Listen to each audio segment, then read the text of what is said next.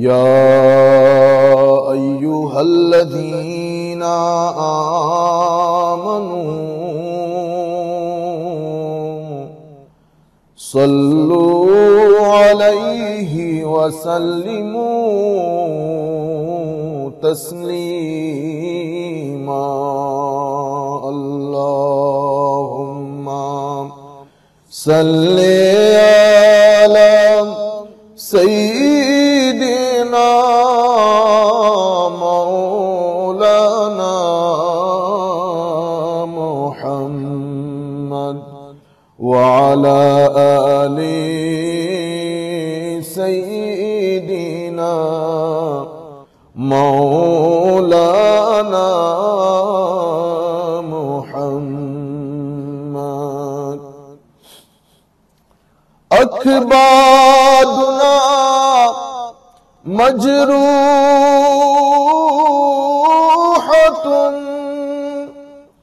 मिन सैफ़े हिज्रिल मुस्तफ़ा।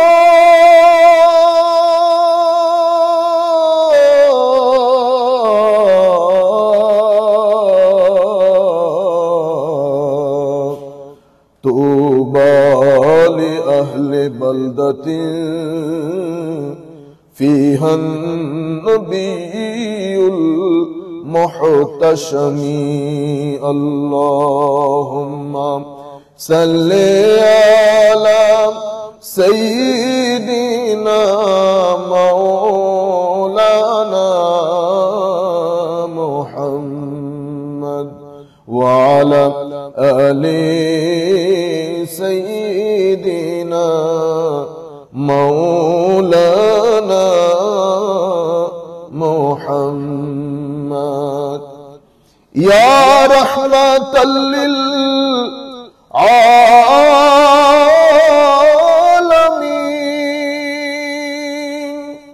अंत शफीउल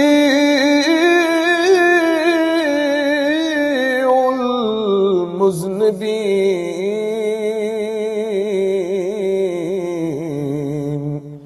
अकरिम लना यौमल हज़ीन फ़ज़लन व जूदन वल करमी। अल्लाहुम्मा सल्ली अला सय्यिदिना मौलाना मुहम्मद व अला आलि सय्यिदिना मौलाना मुहम्मद। बिस्मिल्लाहिर रहमानिर रहीम। क़ाल अल्लाहु सुब्हानहु व तआला अल हज्जु अश्हुरुम मालूमात फमन फरद फ़ीहिन्नल हज्ज फला रफ़सा वला फ़ुसूक़ा वला जिदाला फ़िल हज्ज वमा तफ़अलु मिन खैरिन यअलमुहुल्लाह व तज़व्वदू फ़इन्न खैरज़ ज़ादित तक़वा वत्तक़ून या उलिल अलबाब।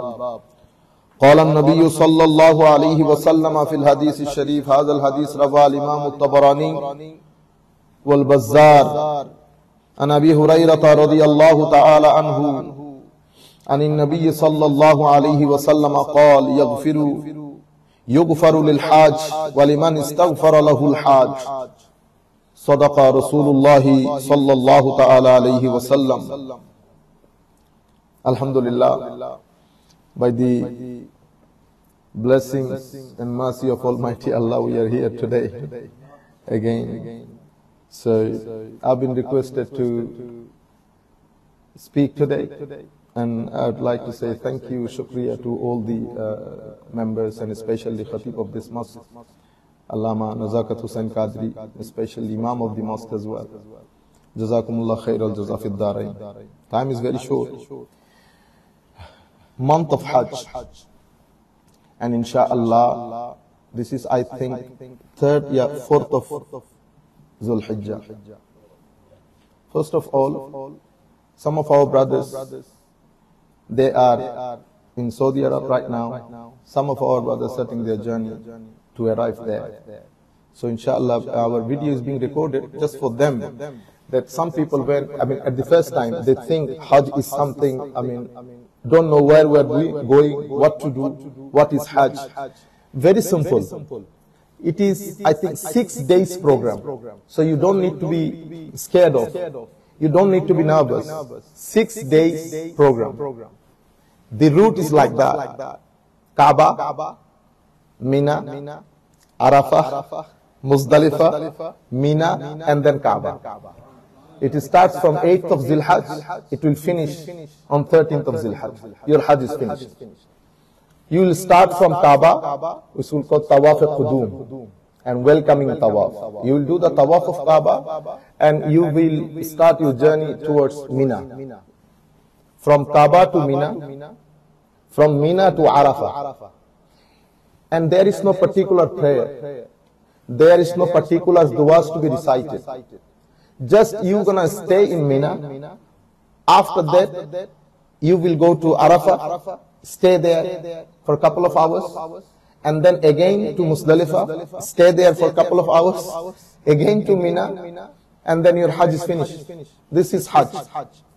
Now to understand the concept of Hajj, we have to start from the very beginning. The beginning is Deen, because Hajj is the 5 pillars of Islam. Our Deen has 3 dimensions, you can say 3 foundations. Allah subhanahu wa ta'ala said in the Holy Quran, Inna Deena Indallahi Islam. So first of all, let us understand what is the concept of Deen and what is the necessity of Deen.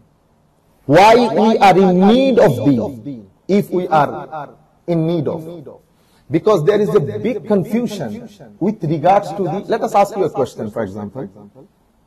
If I ask you, what is the opposite of life? Or you can say, what is the opposite of life? Most of the people, overwhelming majority of the people will answer that the opposite of life is death. But to me, I don't think so.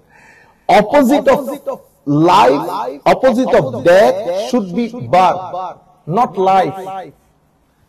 Opposite of the word death, it should be birth. Birth and death, not life. Why? Because life is in one dimension. When we started, it has no end. It is an eternal journey. It is an eternal journey. So, birth does not mean that it is the beginning of my existence. In the same way, death does not mean that the last of my existence, the last part of my existence. So, birth you can say entry, death can be exit. Entry and exit point. You can say the transition from physical world to spiritual world, or from spiritual world to the physical world. Neither did my existence begin at my birth, nor it would end at my death. Birth and death, they are, you can say, exit and entry point. So when we started in the world of soul. This is a spiritual world. And from the transition, from spiritual world, we enter into a physical world. From physical world, we again will enter into a spiritual world. Just like entry and exit. So, that's why Allah subhanahu wa ta'ala, because He designed us, we have been given physical aspect of our living, our dimension, spiritual aspect of our dimension. Imam Ghazali said something beautifully in his book, Kimya Sa'ada. Imam Ghazali said, if you'd like to make yourself happy, what to do? Imam Ghazali said, Allah subhanahu wa ta'ala had given you aql, dimag, your intellect, your wisdom. Allah subhanahu wa ta'ala had given you 2 more devices in your internal dimension of your being, which is nafs and qalb. Nafs and qalb. So you have nafs, you have qalb, cannot be seen. It is your inner side. And then you have aql, dimag. Then you have hawas se khamsa, 5 faculty of senses. So 5 faculty of senses, aql, qalb, nafs. You can make it, you can divide it into 2 parts. Physical part, spiritual part. External, internal. In internally, it is nafs and qalb. Externally, this is 5 faculty of senses and aql. Now, if I go to the university, if I go to college, if I go to school, so the 5 faculty of senses and aql, okay? Our secular knowledge based on these 2 devices, this is how we acquire knowledge. Apart from 5 faculty of senses, you cannot generate knowledge in yourself. Apart from your intellect, you cannot generate knowledge. Intellect and 5 faculty of senses, they are interdependent. If your eyes cannot see, your aql cannot generate any knowledge which based on your sight. If you cannot smell, your aql, if you keep asking aql, could you please tell me what is the color? What is the color? If your eyes is closed, your aql continuously asking your eyes, what about the color? Eyes is closed. Eyes is closed. So your aql cannot generate any knowledge. So depends, aql is completely dependent on your 5 faculty of senses, perception of your senses. And this is the physical aspect. And there are spiritual aspects, which is qalb and nafs. Why we need this? In the secular world, when we go to the university, they do not believe, or they do not talk about, or they do not take into consideration nafs and qalb. Nafs and qalb is not considered in our secular aspect of knowledge. Nafs and qalb only considered in religious aspects of knowledge. That's why Allah subhanahu wa ta'ala had given us 2 sources of knowledge. One source is completely depends on our aql and 5 faculty of senses. Other source is completely dependent on the divine knowledge, which is called Quran or other divine revelation. So we need 2 sources of knowledge. Without these 2 sources, you cannot survive here. If you think that survival means that your food, your car, and all other modern facilities, I will disagree with you. Why? Because if your survival continuously pushed you to commit suicide, this is not survival. If your survival, if your all modern facilities continuously pushed you towards depression and anxiety, this is not survival. If I simply, my question, why I am anxious? Why there is disturbance, mental health issue in this world? I have Oxford, I have Harvard University, I have Cambridge, so many other universities. Then why I am depressed? I have all modern facilities. Why I am depressed? Why there is mental health issue? Which did not exist 100, 200 years back. To me or to us, this is backward time. We are in modern time.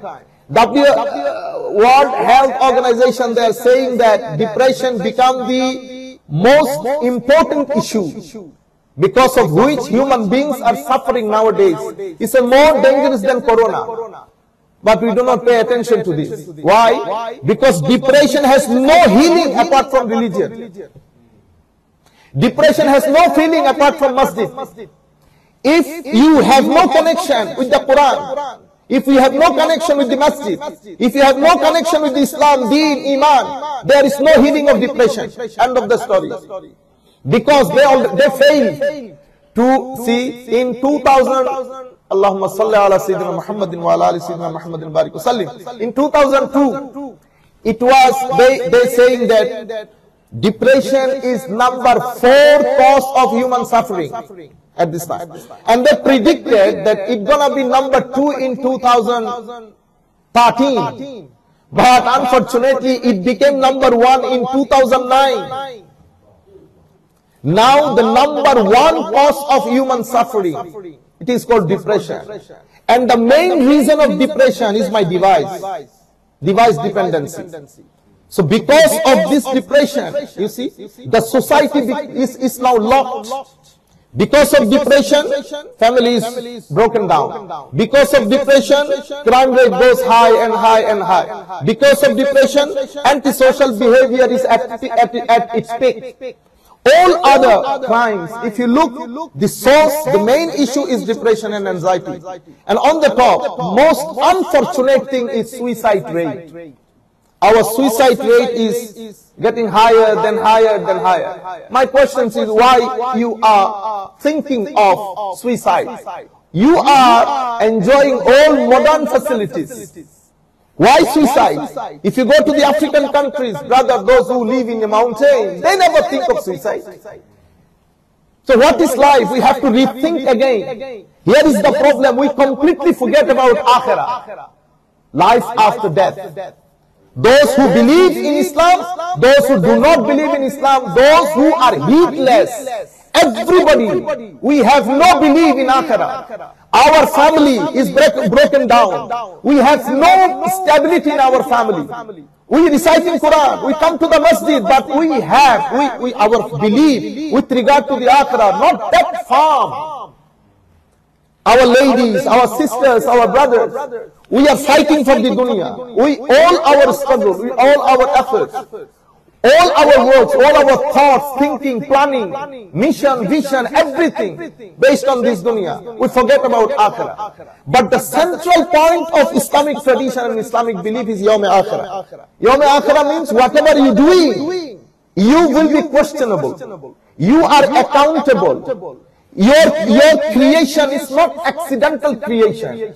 This is purposive creation. It has a purpose why you have been created for. Allah subhanahu wa ta'ala said in the Quran, I mean each and every verse will tell you Yawm Akhirah, a big day.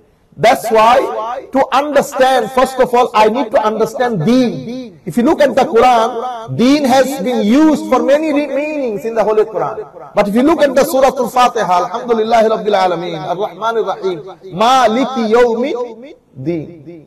Maliki Yawmi Deen means He is the Malik of the day of accountability. The last hour. I am accountable. If you make this, if you believe in this, automatically the philosophy of your life, the mission of your life, the vision, the plan, everything will change. And it has to be changed for your own self. It has to be changed for your family. Because there is no other solution. If you have any other solution, you must let us know. So, what to do if you want to make it perfect? I need secular knowledge. Why? My economy, my building, my structure, for so many reasons, my business, I need secular knowledge. At the same time, I need religious knowledge as well. Why? Secular knowledge will fulfill the demand of your demand. Religious knowledge will fulfill the demand of your qalb and nafs. You cannot ignore it. That's what Imam Ghazali said. Imam Ghazali, one of the most legend philosophers, he said that human body is just like a country, is just like a city. Nafs is your city. Nafs is a device. It is a recipient. Allah subhanahu wa ta'ala enabled this device in human body to be recipient of good and bad. Nafs is recipient of good and bad, evil and khair. It is a recipient. It does not have any choice. Whatever overwhelming, nafs will accept it, nafs will receive it. So this is the town called nafs. Who is the owner of this town? He said qalb. Qalb is the owner of this town. So town is nafs, qalb is owner. What about the aql, dimag, your intellect? Imam Ghazali said he is the governor of the city. He is the governor of the city. What about the five faculty of senses? Sense of perception. Imam Ghazali said this is lighthouse. This is lighthouse. Then Imam Ghazali said, sorry, your aql is your minister. Your aql is your minister. Apology. Aql is minister. Nafs is the town. Qalb is the owner of the town. Aql is minister. 5 faculty of senses is light. Then Imam Ghazali said, your desire, your lust is your governor, is the governor of the city. So if the owner of the city, which is qalb, if he starts sleeping, become heedless, if he is not vigilant, what's going to be happen? Because the governor is lust and desire, you will destroy the city, as it is happened nowadays. Because of my desire and lust, I am doing everything what I want. I have crossed all the limits. What is the consequences? Consequences is I have no family. Consequences is I became I from we. W-E, we. When you become we means cooperation. We means you need help, cooperation, and we everybody together. If you need my help, I'm there. If you have financial demand, yes, here, I have money. Everybody is living together, joining and cooperating. In we, you will find cooperation. When from we, you are starting to I. So I become competitor. In I, you are competing with your own brother. Even if you have money or good car, your brother cannot accept it. One of my students, a couple of years back, he was involved in a very wrong thing. So I called him. I said, come and I want to talk to you. Why are you doing this? You my student. You spend time at least 3 years in my company. What's going to be my answer to the Holy Prophet ﷺ that someone spent 3 years, still he is doing wrong thing? What kinds of teacher you are? So it hurts me a lot. I cannot accept it. It becomes, very heavy on me that my student is doing this. Then I called him. I explained to him everything. You know what was his answer? His answer said, Ustad, I can't accept my cousins had beautiful and expensive car, and I didn't have. And I'm not that good in my school and education. That's why I'm not thinking of a good job to make money. So I have only one option open. One option left. This is the option. You understand? So we are competing with each other. When you become I means competition.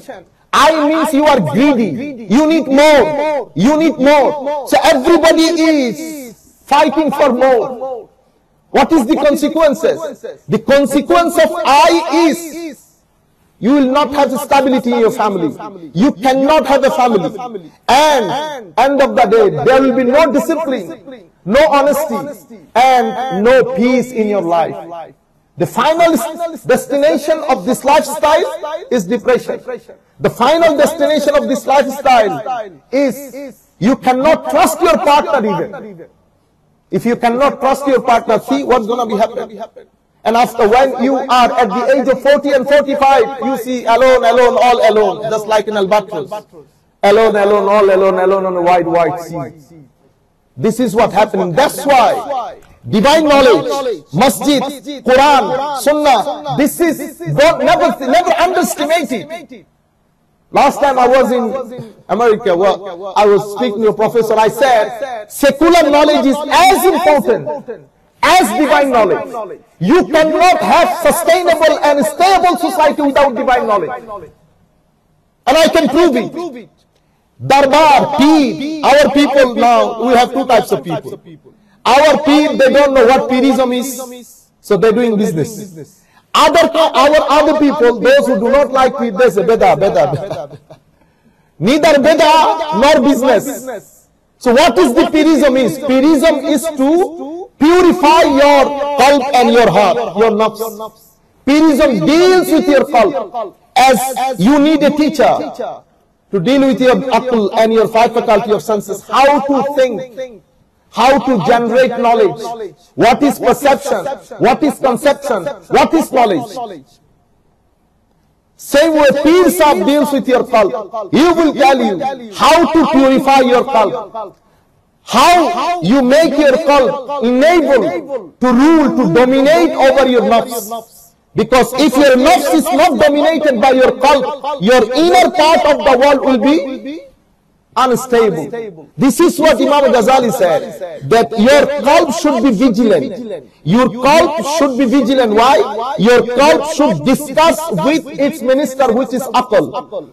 Aql has to be discussed with because he is the minister of the city. Why? To control the governor, which is lust and desire. Because human lust and human desire is very important for our reproduction and for the development of the society. At the same time, if there is no control on my desire, the world will be destroyed. What is happening right now? So many shoes will go up if I cannot control my desire. But desire at the same time, my lust is very important. For reproduction, regeneration, for population, for so many other things. But at the same time, if I cannot control, then it will be destroyed. It will be destroyed. So that's why deen is accountability. Deen is law of an authority. This is how it is used in the Holy Quran. This is how it is used in the Holy Quran. Deen is way of life. Then Allah subhanahu wa ta'ala said, Inna deena indallahi Islam. Then what is Islam? So Islam, Allah subhanahu wa ta'ala said in the Holy Quran, if you look, Allahumma salli ala sallam. It is the way of life. What is the way of life? Way of life means I myself, I need self-reformation. Then I have my fellow brothers, my sisters, my neighbors. What kinds of relationship I have to maintain with them? Then what kinds of relationship I have to maintain with my Lord? How sincere I have to be with the Lord? How sincere I have to be with the human being? How sincere I have to be with myself? This is the guidance of Islam. This is the guidance of this. If you look at the Holy Quran from Surah Al-Fatiha, the gateway of the Quran, till the end, Qul a'udhu bi rabbin nas. If you ask me, Ustaz, tell me in 5 sentences, what is the message of Quran? Very simple. Quran said, Allah, Rasul, to believe in. Then Quran said, speak, what to say? Look after your neighbors. Look after your parents. Look after your families. And do not wrong to anybody. Never speak lie. Speak to the people with full humbleness and sincerity. Never wrong to the people. Do not come close to the vulgarity. You see? Let me figure it out again. Allah Rasul, to believe in it. Look after my parents, my neighbors, and my families. And then Allah subhanahu wa ta'ala said, speak gently, politely to other human beings. Never wrong to a people and never come close to the vulgarity. This is the message of Quran. And this is the concept of this is Islam. This is what Islam says to us. So inna deena indallahi Islam. Then Islam gives us about 5 pillars. Shahada, Salat, Saum, Zakat, Hajj. This is the month of Hajj. If you look at the core point of all the pillars, Salat, Saum, Zakat, Hajj, core point is piety. To have a good relation with human being and with Allah Almighty, which is called taqwa. The core point of all messages is taqwa. And the Hajj, because I have only 1 minute, Hajj generally has 3 objectives, 3 purposes of Hajj. Self-reformation, I have to reform myself. And then to build up a relation with my Creator and with other mankind. How sincere I am with the mankind, how sincere I am with the Lord, how sincere I am with myself. Human being needs, they are in need of 4 stages of purity. Purification is another main core point of Islam. Islam wants to purify us. What kinds of purification it is? Imam Ghazali said 4 stages of purification. Inna Allah yuhibbut tawwabina wa yuhibbul mutatahhirin. Imam Ghazali rahmatullah alayhi said this 4 stages of purification means first of all you purify your physical aspect. Then you purify your 5 faculty of senses. How I can purify my 5 faculty of senses? I cannot see everything. There is a caps lock. I cannot, you see, speak, okay, in every issue. I am not allowed to talk about you. If I am doing this is not purified. I have to purify this. If I look at everything, no caps lock, then this is not pure. I have to purify it. This is the whole five faculty of senses. Imam Ghazali said this is second stage of purification. The third stage of purification, Imam Ghazali said, to purify your nafs, your qalb, from all negative propensities. What is the negative propensities? Enviousness, to have envy, impolite, okay, arrogance, this enviousness. These are the diseases of my inner self, impurity. Imam Ghazali said, you have to purify your qalb and your nafs from these negative propensities. Then final stage, it is not for us, it is for great scholars of Allah Almighty. What it is? He said, purify your inner side from each and everything apart from Allah Almighty. That's why to say La ilaha illallah, for example, we say La ilaha illallah as well, there is no God but Allah. But we cannot hold it. I am saying La ilaha illallah, but I cannot establish this La ilaha illallah in my inner self. It is established only in the heart of the awliya, ulama, great saints of Islam. When they say La ilaha illallah, that means La ilaha illallah, in and out. That's why they do not care of anything. When I look at the police, I'm scared. Why? Because La ilaha illallah is not perfect here. Once you say La ilaha illallah, that means La ilaha illallah. The Sahaba, the awliya, one of the awliya, he was confronted with a soldier. He said, I have sword. Anytime I can hat off. Are you scared of me? He said, no, I'm not scared of you. Who you are? Who you are? I am scared of. I have fear only for Allah Almighty who has created me. As far as you are concerned, believe me, it's just like a mosquito. He said, are you crazy? Sword is with me. He said, no, do whatever you want to do. My belief is, nothing can be happened without the permission of my Lord. This is called La ilaha illallah. Our La ilaha illallah is not at this stage. There is no harm. But these are the 4 stages of the purification. May our God Almighty wants us, this purity, to be purified. To pure ourselves, physical, in and out, So 2 things you can say core point of deed in Islamic tradition. One is Yawm Akhirah, especially my youth. I will tell you, I will request you, go back home, think about your life. As I said earlier, that if you think the opposite word of death is life, wrong. Opposite word of death is not life to me. Opposite word of death is your birth. As far as life is concerned, it will go on. It will go on. There will be transition. Frequency can be changed. Frequency can be changed. From Netflix you can go Prime. But it doesn't mean that Netflix off. No, it is on flow. Frequency can be changed from spiritual to physical. As far as life is concerned, it will go on.